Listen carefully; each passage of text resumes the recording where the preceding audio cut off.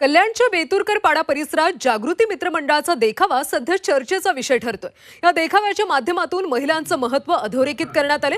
विशेष म्हणजे जागृती मित्र मंडळ गेल्या 12 वर्षांपासून कागदाच्या लगद्यापासून गणेशाची मूर्ती साकारते। तसंच त्यांचा देखावा देखील पर्यावरणपूरक असतो।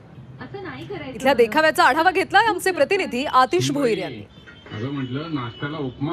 संपूर्ण राज्यामध्ये गणेश उत्सव हा आनंदाने साजरा होत आहे आणि कल्याणमध्ये देखील गणेश उत्सव जे मंडळ आहेत त्यांनी वेगवेगळ्या प्रकारचे देखावे सादर करण्यात आलेले आहे। कल्याणच्या बेतुरपाड्यावरती जागृती मित्र मंडळ आहे हा अनेक वर्ष सामाजिक उपक्रमाप्रमाणेच हे देखावे जे आहे सादर करतात। यावर्षी देखील वर्किंग वुमन हा विषय जो आहे या विषयावरती ह्या मंडळाने देखावा सादर करण्यात आलेला आहे की जी वर्किंग वुमन आहे ती सकाळपासूनच ते रात्रीपर्यंत दिवसभर काम करत असते।